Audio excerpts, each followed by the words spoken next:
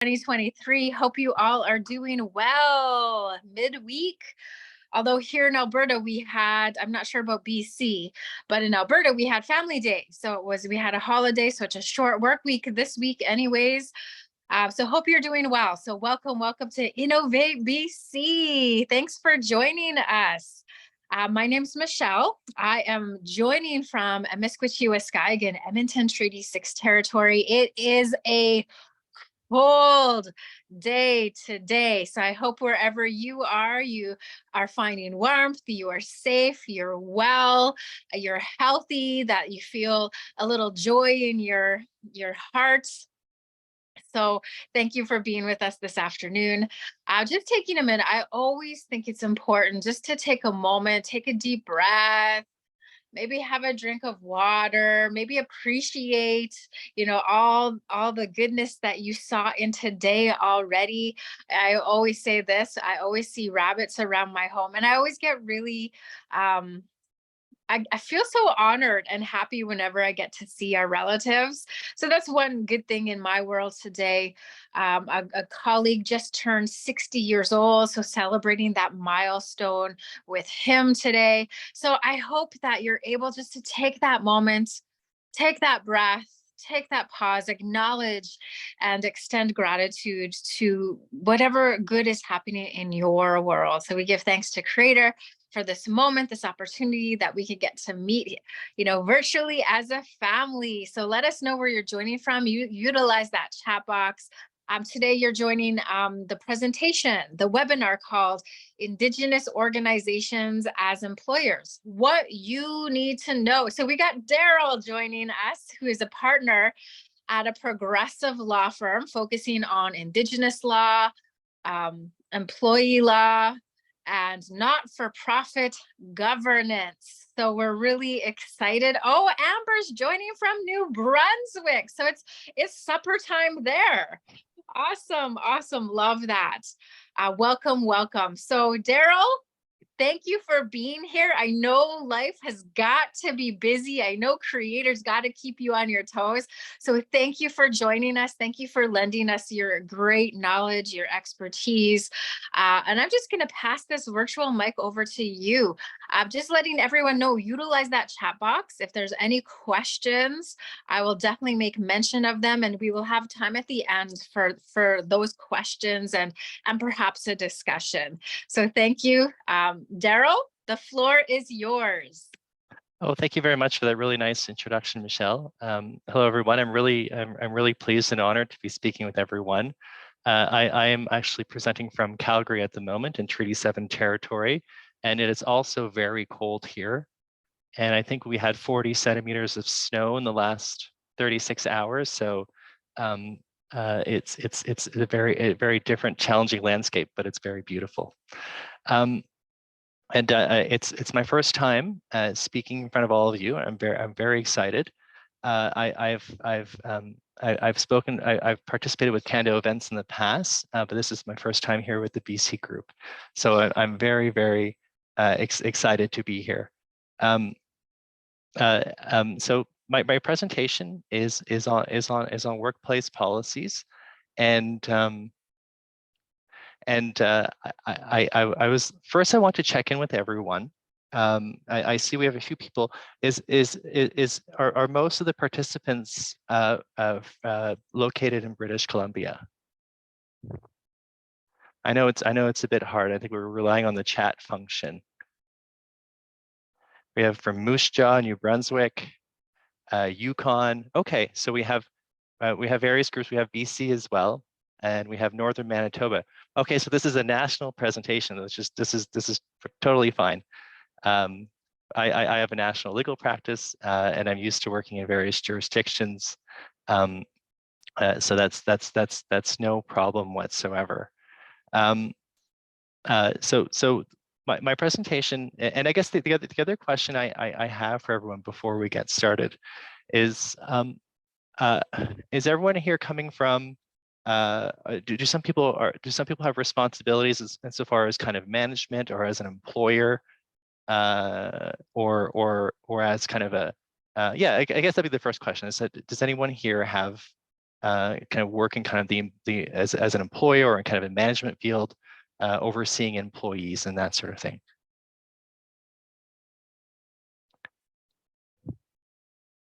I have yes. Oh, I have a director of HR finance. So someone, yes, so someone's dealing with policies quite a bit.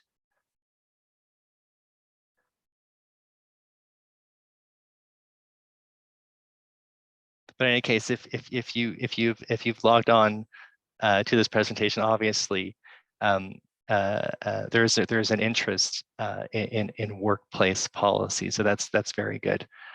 So I guess I'll get started with my presentation. Since we're a smaller group, I'm kind of going to carry on kind of a bit maybe a bit more informally. And if you have any questions during the presentation, please don't hesitate to ask them either by chat. If I see them, I will answer. And if not, then if I don't see it while I'm presenting, then maybe if someone can get my attention, or we can answer it at the end as well. So I guess I'd like to start. Here we go. Just using. I'll show the agenda. So I'm going to provide just a brief introduction to what workplace policies are, and then I'm going to review key legislation and jurisdiction. And then I'm going to look at mandatory policies and key language. And then I'm going to look at recommended policies and some examples of those policies. Because as you'll see, depending on the jurisdiction that we're in and where we are, some policies are workplace policies are mandatory, and others are optional. But it's always recommended to have these policies to have a more efficient workplace, and also for important kind of workplace performance, but also legal and liability reasons as well. And then we'll just look at a summary of best practices, and then it'll be time to then I'm happy to answer any questions that you have.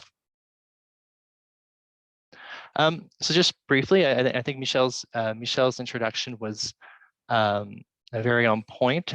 We have a small firm, and we practice mostly Aboriginal law, and we also do employment and nonprofit law, amongst other types of civil litigation.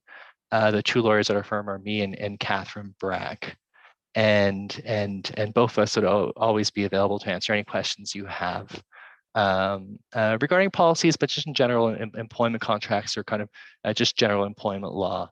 And obviously, there aren't too many firms that work kind of at the intersection of Indigenous legal issues and employment law, but we're one of the ones who do work in that area. So we're happy to answer any questions from both of those areas. And so the primary goals of this presentation were to understand which policies are required by law and which others every workplace should have. Now, of course, now this is a very national audience. My presentation is focusing most, because you have to choose, you have to choose an area for the presentation. So I decided to choose British Columbia, provincial employment law, but also the federal employment regime as well, because depending on the area of focus, especially when you're dealing with First Nations governance issues, those employers, as many of you will know, would fall under the federal regime. So this presentation is going to cover both of them at the same time. And so that's the first question I was going to look at as an employer.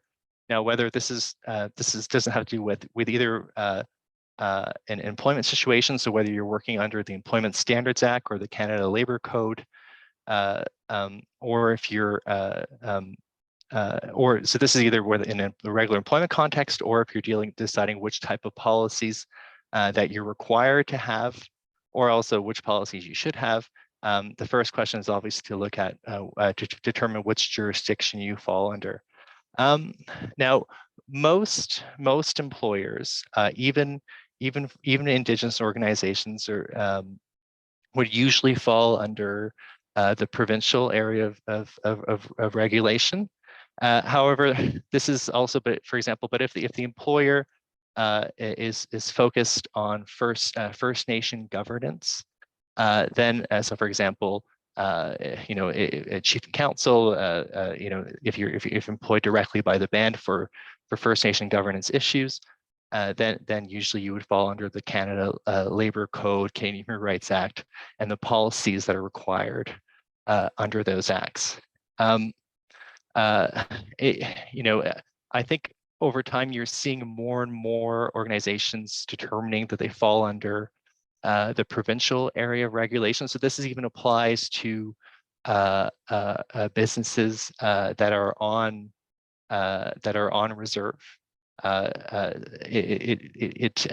Even though they're on reserve, sometimes if the focus area is with respect to an area of provincial regulation, so something that's really not regarding First Nation governance, then it's likely under provincial regulation. However, I would say that this area of law is extremely complicated and could warrant a 2-hour presentation as to what falls under federal or provincial areas of focus. And there's so much contradictory case law.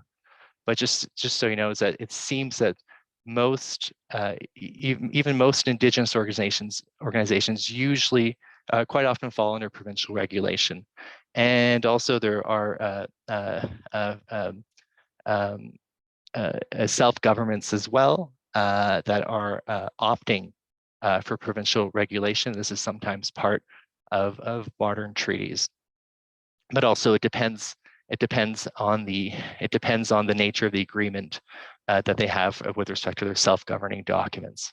So it depends.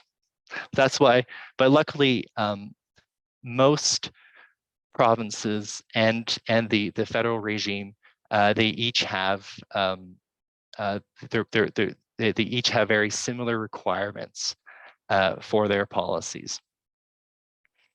So it's what you're required to do as an employer is often fairly consistent, either in the federal or provincial framework.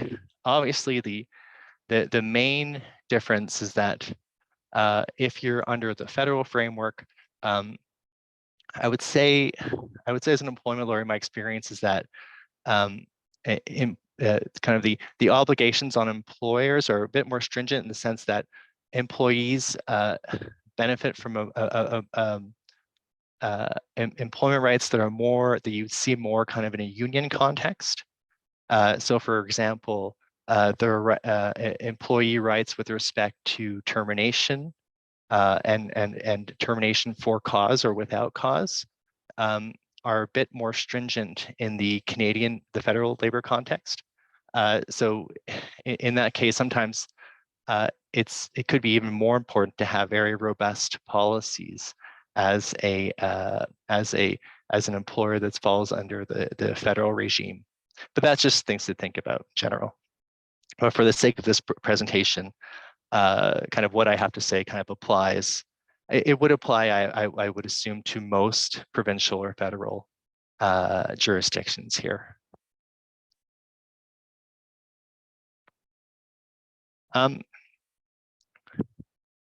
So we have to just to start off with is obviously why do we have workplace policies? And I think it's important to think of a policy, and I think sometimes people make the not an error, but kind of a false assumption that policies are kind of documents that have kind of force of law, that are kind of legal documents like statutes or like contracts. And I would say actually that policies are kind of quasi contracts, or they're kind of quasi legal documents, insofar as as an employer, and when you have or as an employee, you have an employment contract, right? And that's what really sets out your responsibilities as an employee. And obviously, if I go back to the previous slide, when you have something as you have your employment contract, but you also have the obligations that are imposed on all employers and on employees under the Employment Standards Act, for example. So really I would say the Canada Labor Code, Employment Standards Act, and your employment contract are the primary sources of your legal rights, both as an employer or as an employee, or as a contractor, depending. But why do we have workplace policies? Is to go back in here and say, obviously there are statutory obligations. So some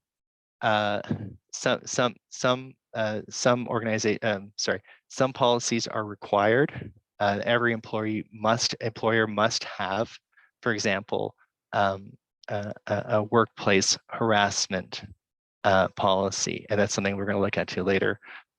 Many jurisdictions also require privacy policies as well, and then you have some areas where, and some provinces have new specialized types of policies that are required. But then employers quite often have a whole slew of policies that are not legally required by statute, but they still have them because it's important to promote consistency with employment contracts and organizational objectives. I think policies provide a lot of clarity for employees, and it brings everyone on the same page as to know what their respective obligations are, and it provides kind of clear guidelines for the employer on how to handle complaints, for example, and to show that essentially that the issue of kind of favoritism or kind of discrimination is not at the forefront. That when people follow kind of a proper policy, kind of quite often the employer's legal liability can be limited. And obviously, of course, policies provide employers with the ability to prevent unwanted or illegal behavior, or to kind of to institute a discipline process if necessary, right? So, as I said, policies are not legal contracts, but they almost kind of help. They would help an adjudicator or a judge to kind of interpret what an employee and what the employer's obligations are with respect to any issue, with respect to whether it's an issue with respect to how an employee behaves in the workplace, or what an employee's rights are with respect to, for example, a harassment complaint or other type of unwanted behavior or other type of internal violence, or even issues with respect to, we talk about payment, or issues with respect to overtime or social media use, or even answering emails late at night, right? Policies can touch any type of area of work, and they both help the employee and the employer have certainty as to what their actual obligations are, right? And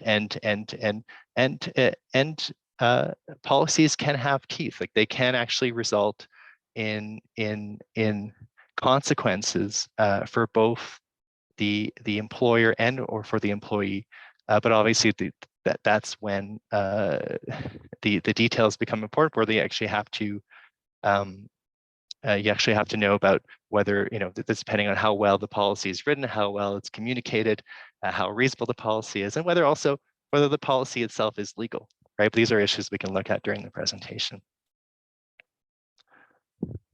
I think it's important just to think, again, I think I mentioned these topics, these issues just sooner, but obviously, what happens when there's no policy? A lot of employers don't have policies. Even when I say what harassment policies are required, sometimes employers don't even have harassment policies, which is actually illegal, and they actually must have an employment policy. A harassment policy. But yeah, so what happens when there is no policy can lead to confusion for everyone, an increased chance of legal liability for the employer, and it can lead to employee dissatisfaction, and just a lot of time spent clearing up disputes, disagreement. It can increase a toxic workplace, dysfunction. Having clear policies that are communicated to everyone cannot hurt, right? It is a really important first step for any organization, whether you're large or small.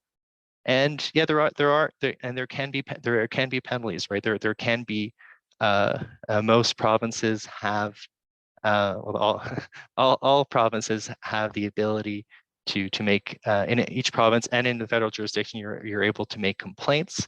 Workplace investors can come and order people to put proper policies in place, and there can be fines or penalties for not imposing mandatory policies.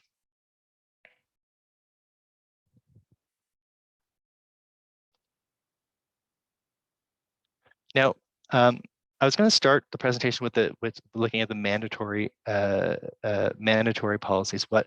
What is required, and first I looked at what's in British Columbia, and in British Columbia, the under the Workers' Compensation Act and other human rights legislation. Like I guess I would say probably in every province, I think, especially certainly in Ontario and in Alberta as well, and then under the Canadian Labour Code, all employers are required to develop a policy statement on bullying and harassment, right? They have to define what is harassment, and the policy has to set out, the policy basically has to take steps on how the employer is going to prevent or minimize bullying and harassment. And every employer is required to develop and implement procedures for dealing with incidents and complaints. And this includes training for their employees as well. And also a policy has to be able to inform employees, for example, when someone makes a complaint with respect to bullying and harassment, that their complaint is being considered, whether an informal investigation is happening or whether a more formal investigation happens. So the employers are required to have very complex and stringent policies to prevent harassment, bullying, and workplace violence. This is in BC, it's in Ontario, Alberta. And just when we're talking about, I know we're using the word harassment a lot. I mean, there quite often harassment is defined as a series of treatment or behavior that another person in the reasonable context, so a reasonable person would consider unwanted or unwarranted, right? So usually harassment is, like I said, it's a series of patterns of behavior. It's a series of treatment, but obviously harassment can also be defined as a single event when it is serious enough. But in the normal sense, harassment is a series of events, a series of treatment, and harassment can take place. A supervisor can harass an employee. An employee can harass another employee, a coworker, not necessarily an employee, but a contractor, someone else in the workplace, or also the member of the public can be harassed by an employee or someone that's involved in a harassment policy, or vice versa, right? So there are multiple people that can be incorporated in a harassment prevention policy, and it's the same for under the Canadian Act and the guidelines involved under the Act. Under the Canadian Act, parties are required to set out their respective roles for harassment in the workplace. They have to set out what are the risk factors that contribute to workplace harassment and violence. Again, training has to be provided. So the requirements are quite similar in the federal context. Darrell? Yes, of course. Yes. Is it okay to ask a question? Absolutely. Okay, great. I'll just get on camera here. Sorry about that. Hi, I'm Bonnie. Thanks a lot for being here. Since you were touching base on if there are no policies set in a corporation, you said there could be fines. And so if there's fines, I would assume that's coming from the government. And is it just so that a basic policy or specific recognition of bullying and larger topics, racism, where would the fine and how basic does a policy have to be compliant? Yeah, that's a good question. I think I mean the acts do, depending on the respective jurisdiction, the acts. So a policy would have to kind of set out usually the definition of what each respective jurisdiction defines as, say, for example, harassment, or as BC in bullying and harassment. The policy has to set out. It actually has to set out kind of. But yeah, you're right. It's the minimum level of requirements. So I think an example, a good example is this slide that I have up here, and the timing of your question is perfect. Is that usually it has to have a kind of a policy statement saying, there's a commitment to fostering harassment-free workplace, that harassment will never be tolerated. Then it has to usually set out to whom the policy applies. Obviously, it has to have a definition of what harassment is, and it has to set out kind of basic responsibilities of the organization, the employee, and the supervisor responsible. So, for example, setting out if a complaint is made, is there a committee, or is there, who at the employer is responsible for handling the complaint? What happens if that person is also the direct supervisor of the employee? Which meaning, I mean, for example, if it's the actual supervisor that is allegedly harassing the employee, what happens in that case? And then does the complaint investigation process go to somewhere else? Under what circumstances would the investigation be sent to an investigator? But you're right. I think usually the requirements for the harassment policy are a bit more bare bones, in the sense that they have to be. What has to be in the policy is usually what's set out, for example, in the Act. So you see these 5 points here. Usually that's kind of what would be required in BC under the policy. And so what usually happens with respect to what happens with the inspector, usually what happens is that an employee or anyone else can make a complaint to the Ministry of Labor, for example, saying that, hey, there is actually no, our employer doesn't have a harassment policy, or the employer's harassment policy is nonsensical, or that it's not detailed enough. And quite often what happens is that an inspector from the Ministry of Labor will come in, meet with the employer, review the harassment policy, and then make, usually they make suggestions with respect to what should and shouldn't be there. And then they usually give them, kind of a deadline to prepare an updated policy, or to have a policy. Okay, and, well, thank you for, sorry to interrupt. Yeah, go ahead. Go ahead. Thank you for that, because in managing companies that you're just going in and exploring to see what they need, it's important to comply on this level, is what I understand. So at least get something basic started, and then you can build on it to make it more efficient for the company. And I'm sorry, I have an appointment, but I'm definitely going to see this review afterwards, and Sure, possibly be in touch. Thank you so much for being here today. Oh, you're welcome, and thanks for attending. And go ahead. I know everyone has meetings and stuff. There's no problem. But you're right. It can be amended, and you just have to share. But they have to see the new policy. If you amend the policy, you have to share the policy with everyone, so everyone knows which policy you're dealing with. Okay. But I thought that was a perfect question as far as at that time, right? And I think just to go forward on our answer is that, I mean, I've never actually seen a situation, I've been practicing employment law for about 6-7 years.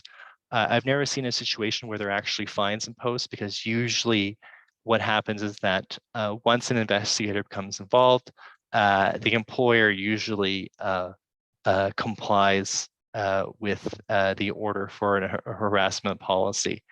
And what happens is that, so that's usually how an inspector becomes involved. Or they might become involved when someone makes a harassment complaint, for example, and the employer doesn't do anything, and doesn't investigate it at all, or at least doesn't make the employee aware that they've investigated. And then usually in that case, the inspector will order the employer to investigate properly the harassment complaint. But it's not something where these policies sometimes, these legal requirements, sometimes they only go so far, right? So usually the obligations from the ministry will only impose on the employer to do an investigation. What the actual decision or the result of the investigation, whether it's disciplining someone else, whether whatever the consequences may be, the ministry will not kind of look at and say that was a good decision or a wrong decision. Questions regarding now, because we are talking about harassment, it's an easy answer. Is that usually questions regarding harassment will either be brought then to a tribunal or before a judge, and then it's the judge that actually makes or a decision finder, the arbitrator or judge that makes the decision, and then it becomes an issue with respect to what's the legal definition of harassment. In this case, was this person harassed? It's not whether the policy was correct in identifying what harassment is, right? So that's what I meant a while ago when these documents are kind of quasi-legal, right? Again, ultimately, at the end of the road, it's a judge or an arbitrator that makes a decision with respect to whether harassment happened.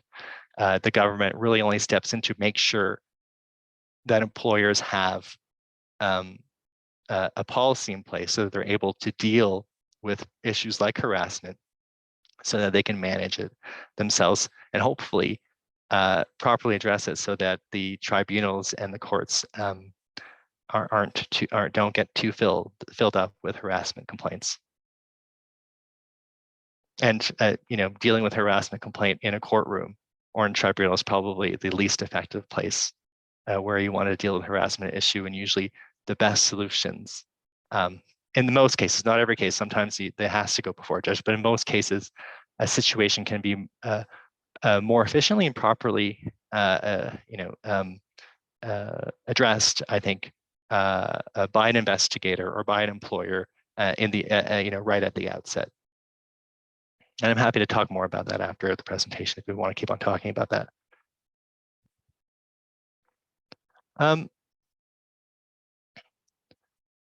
So as I said, these are the key aspects, and I'm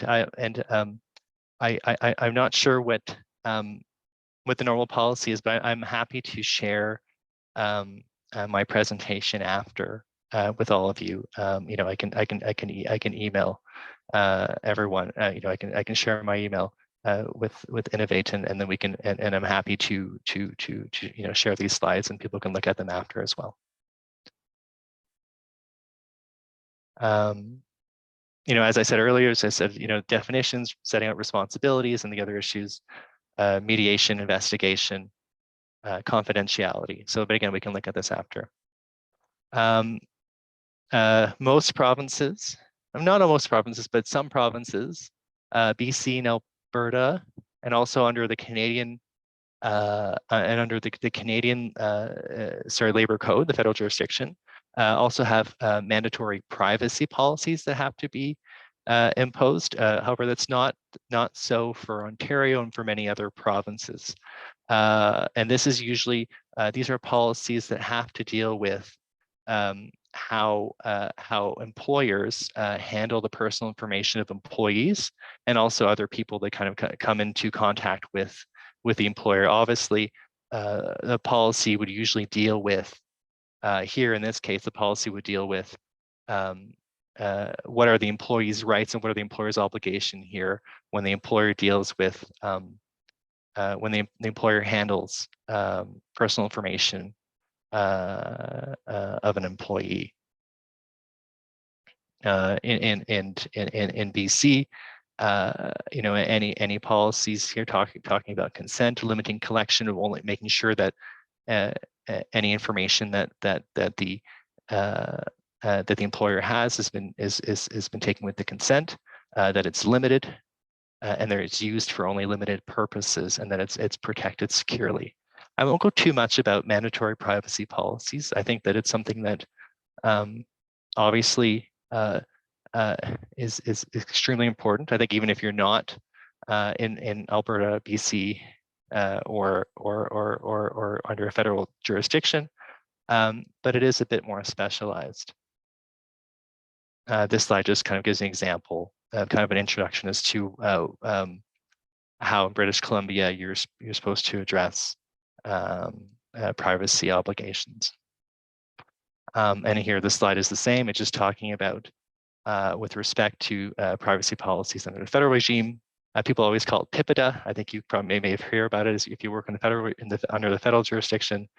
But again, it's just procedures to protect personal information, and you have to tell your employees how you're using their personal information, how you're protecting it, and that you have their consent to hold their personal information.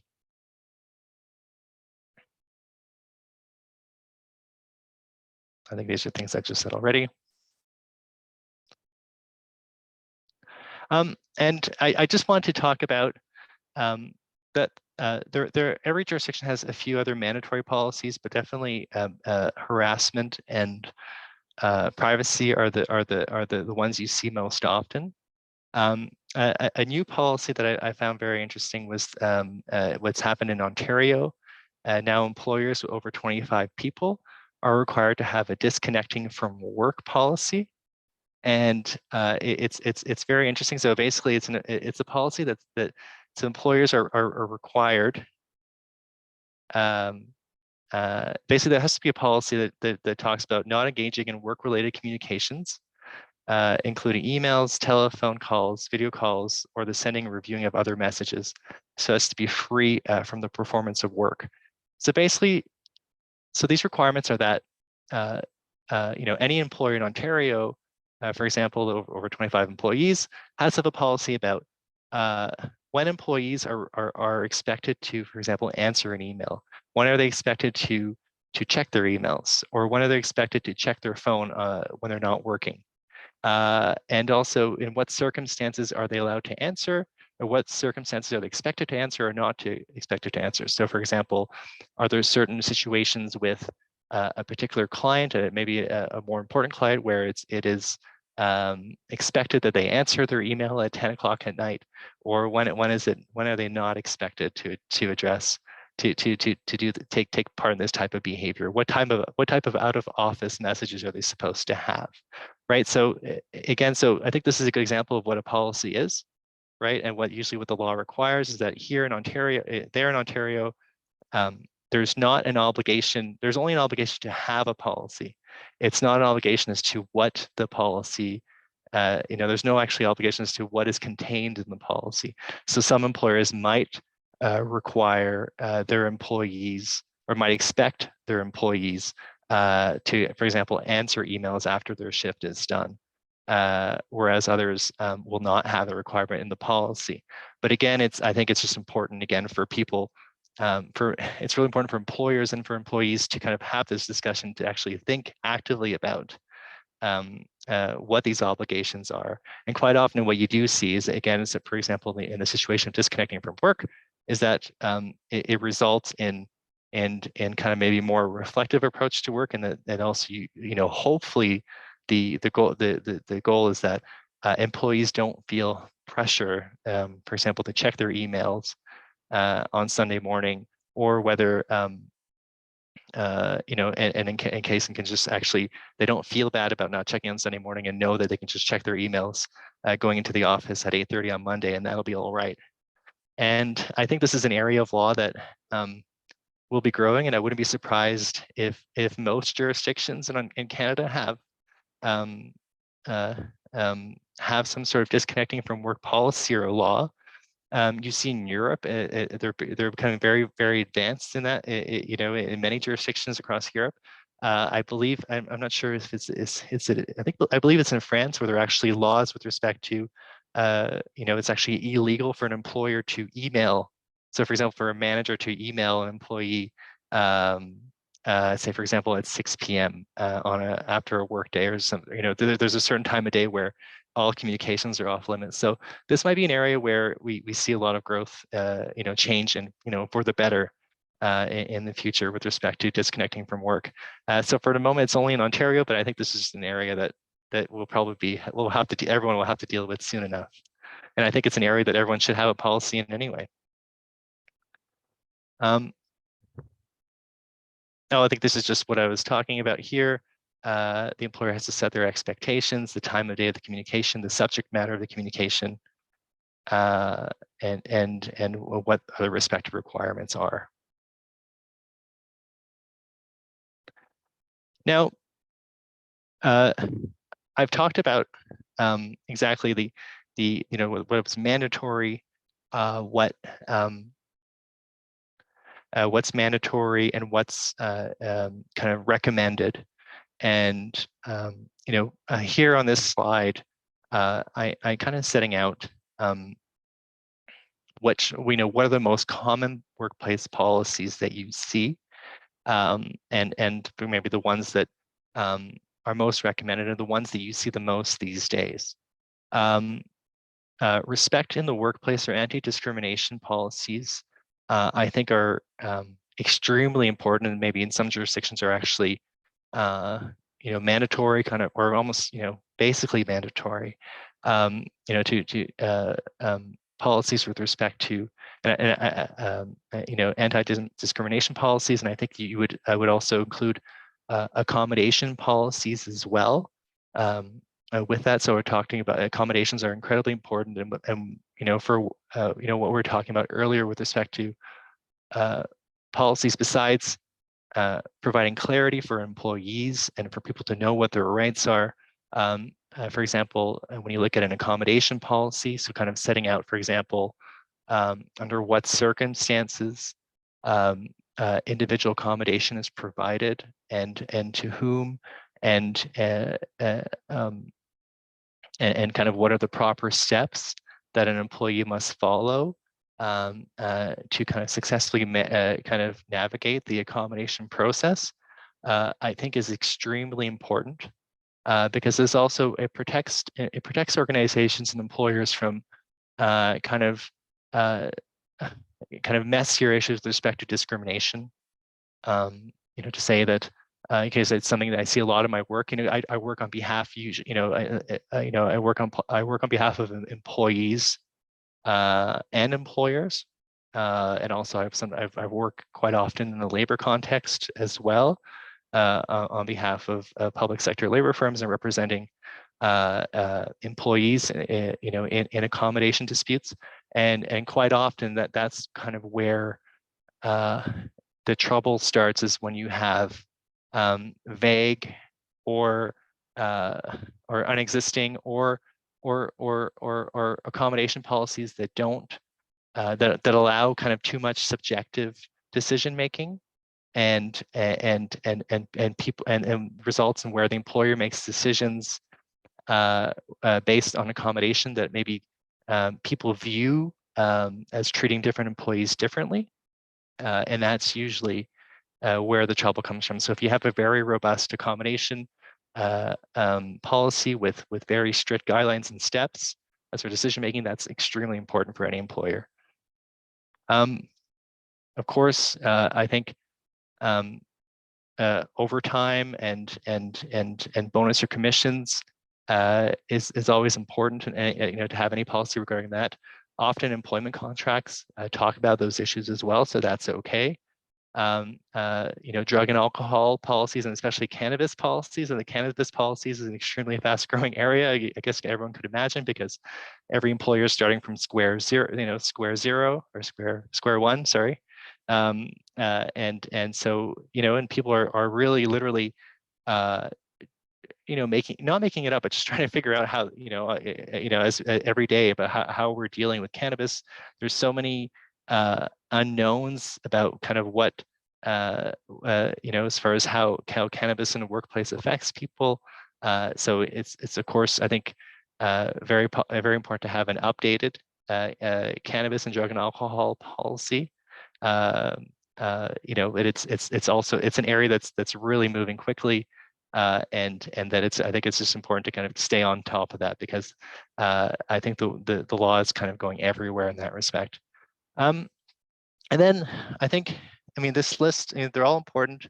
I think yeah, we still have a bit of time before questions, but discipline is very important, I think, to have a policy with respect to, I don't know if everyone's familiar with progressive discipline, especially in the, it's something that you see a lot in the federal context, especially under unions, labor context, but also in the federal regime, but also provincially based employers as well take part in progressive discipline. Progressive discipline is exactly as it sounds. An employee they'll be disciplined kind of in a more kind of a serious nature of offenses over time. So usually starting with a letter of warning, and then maybe 1 day suspension, 3 day suspension, 4 day suspension. And quite often, when you're considering terminating someone for cause, I think it's very advisable to follow some sort of progressive discipline, especially in the federal context. It is extremely difficult to terminate someone for a cause. So I think you basically have to follow some sort of progressive discipline. So it's very important to have a policy about that. And I think what's interesting, social media, which I'm going to have a few slides about. I think that's one area that is also that both employers and employees are very interested about, because it's an area that a lot of people are not familiar, know how to deal with, and that the boundaries are increasingly blurred between work and home, and there's a lot of confusion as to what employees are allowed to say about their employer, or what employees are allowed to do as people, kind of in the social media realm, but while still also being employees and also having employment rights for the type of things they do off duty. So it's really important to have a social media, I think, policy, and it's extremely important. And also remote work is also an important one, especially in the Indigenous context, where even before COVID, remote work was getting increasingly popular for obvious remote reasons, just because of the remoteness of many Indigenous communities, but also with COVID and the fact that many people were hired during COVID, and that were hired at a time when remote work was mandatory. But now that the fact that employers are requesting their employees to come in, it can get tricky as to what an employer's rights are in a situation where employees were hired during COVID and said, are employers required, are employers allowed to require their employees to come in those circumstances? So a policy is really important. So at least that kind of issue can be addressed, and that there's some certainty with respect to what are the, so employees, contractors, employers, management all know when and if they have to actually go in person into the office. I think it's really important. And so just briefly, these slides just talk about social media policy. Talking about usually what they talk about, for example, is defining what social media is, exchange of information, pictures of videos online, in communication networks, and talks about kind of also what employers are allowed to do with the image of their employees, kind of in the professional context. So, for example, when you saw my picture at the beginning of the presentation, obviously I'm a partner, but it's just a case that if I were an employee, is my employer allowed to use my image, for example, on their social networks on Twitter? Are they allowed to promote me? A proper policy should talk about this. And I think what employers are most interested about, and employees, is what employees are allowed to post about when they're on Facebook, on Twitter, on Instagram, after work, right? Can they criticize their employer, or can they make their employer be basically viewed negatively publicly, right? What's the line as far as criticism? Can you criticize your employer? The law sometimes takes a very strict approach in that regard. As far as what an employee can do, what the employee can say about their employer, or just whether their actions can negatively reflect on an employer in the public sphere. And this again is just talking about how social media accounts are used, which, whether as an employee, can an employee use this? So can an employee post about their employer? In what sense?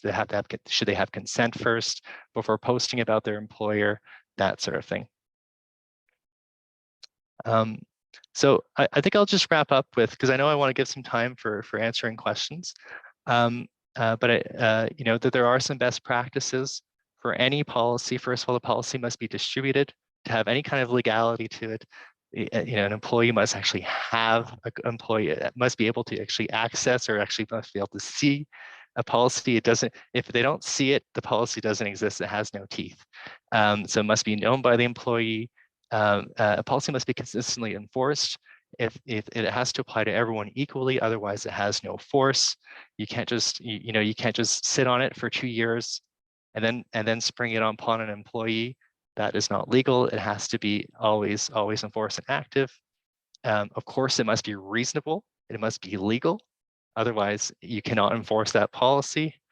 And the employee must be warned. It has to be part of in the policy. The employee must be warned that there would be consequences if it's breached. And you actually have to set out what the consequences are. And if it's ultimately termination, say for example, a harassment policy, it has to be there. So that's really kind of what I want to cover. I want to give some time for questions. I think we have about 6-7 minutes left. So I'm happy to answer any questions. And I'm happy to kind of go over any part of the presentation that we've looked at. Obviously, this is a kind of a high-level presentation, and I'm happy to answer any more specific questions you have right now or at some other time as well. Thanks so much, Darrell, for your thorough, informative presentation. I'll open up the floor for any questions. Yes, John, come on in. Hey, I think the only question I have right now, where would be the best location to identify the required policies for a territory? So we're in the Yukon specifically, so where would be our best location to find those required policies? I think yes. So for example, I think first of all, you have to look at the harassment policy. For example, you would have to look at maybe the Workers' Compensation Act, or the Occupational Health and Safety Act. Yeah.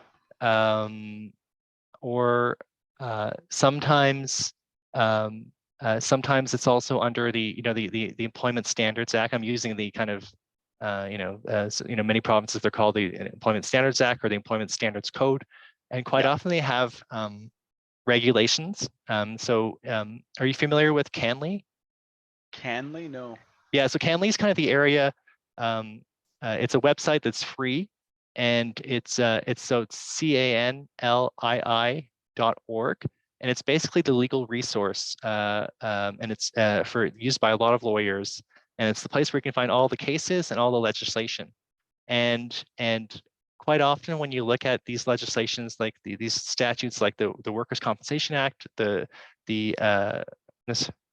Workers' Compensation Act, or the Occupational Health and Safety Act, or the Human Rights Code, they'll actually have regulations that you can click on, and quite often the name of the regulation will be pretty simple, so that it'll say harassment policy regulation. So every province is a different approach, but I would start with those. Yeah, so Human Rights Code, Occupational Health and Safety, Workers' Compensation, or the Employment Standards Act, I think is where to start.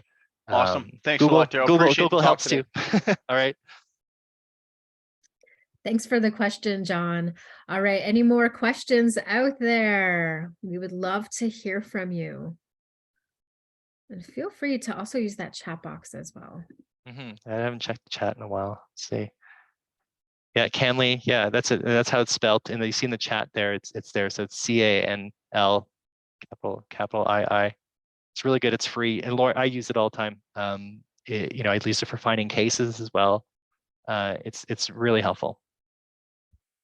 Great. Well, it doesn't appear to be any questions. So you did, Darrell, say that you will be making this presentation available to the people who joined? Yeah, so do you have I mean, obviously I'll email the presentation to you, Michelle, and I guess you would have access to the emails of people that signed up. Yeah, you'll email to Tara. So maybe Tara will shoot you an email after this, and then yeah, because you know, you're always following the proper privacy restrictions and that the privacy obligations, so you'll be able to maintain. There you go. See, there it all comes back. It all comes circling back. So that's great. Perfect. Yeah, I'll send a clean version without my notes on it, and then so everyone will have everything and they can just look at it when they need it. Thank you so much. And we missed the slide. You kind of went by it really fast. Sure. With your contact information, and I think there was like some of your social media. So there you go, everybody. Yes, right there. So my email is there if you have any questions, or you know, we can find us online, Osprey Law. So there's only one Osprey Law. And we're happy to answer any questions about Indigenous legal issues or employment or both. That's great. I'm looking you up right now on Twitter. All right. Well, thank you, Darrell, so much for lending your time. Again, lending your resource that you're offering, your knowledge. So thank you so much.